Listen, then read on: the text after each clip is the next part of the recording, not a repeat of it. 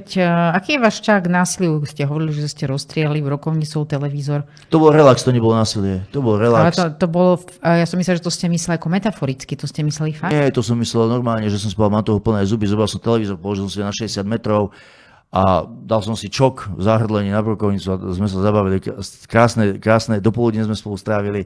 Ja inak, akože násilie, jedna vec je, že chodíte na strelnicu, že sa pripravujete, že trénujete, že máte nejaké návyky, ale násilie absolútne odmietam. Pre mňa je násilie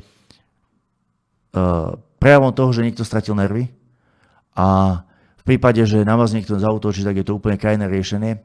Ja som viac ako 8 rokov robil vyhadzovača v Banskej Bystrici vo veľmi drsnom klube a za ten čas ani raz som sa nemusel dopustiť ničoho takého, čo by sa dalo klasifikovať ako násilie. Vždy sme si to vedeli vyrozprávať, vždy sme si to vedeli vyriešiť inak. Ale pozrite sa na to, čo sa dnes deje v politike.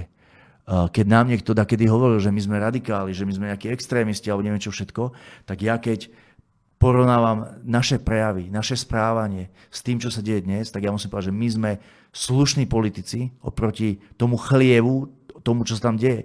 A to nie je len bitka Kaliňáka s Matovičom. To bolo nahrané divadlo, ja si myslím. To bolo zohrané divadlo, ale veľmi veľa ľudí to nahnevalo, keď videli, ako bývalý premiér a bývalý minister vnútra a podpredseda vlády sa naťahujú v aute o mikrofón ako dve divé prasce o kukuricu, keď to musím tak povedať. Žiaľ, je mi ľúto, ale tú spätnú väzbu od ľudí máme. A ak si oni mysleli, že im to preferenčne pomôže, tak sa podľa mňa veľmi prerátali, pretože ten primitivizmus ľudia nechcú.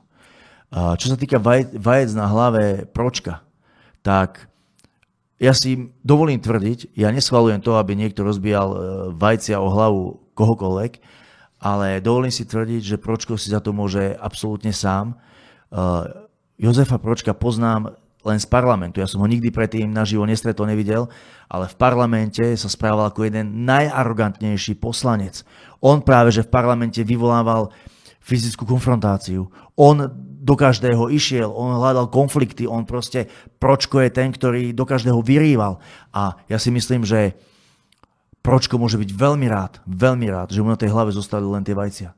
Ale jednoducho toto je obraz tej slovenskej spoločnosti, tej slovenskej politiky a ľudia sú z toho znechutení. Viete, keby sa takto správali obyčajní ľudia, keby sa takto správali ľudia, ktorí drú, platia dane, odvody, makajú, prídu zničení domov z roboty, tak ich polícia hneď rieši. A oni vidia Pročko, Šašo, Kaliňák s Matovičom, divadlo, všetky médiá to dali, rozmazávali, sú z toho veľmi znechutení.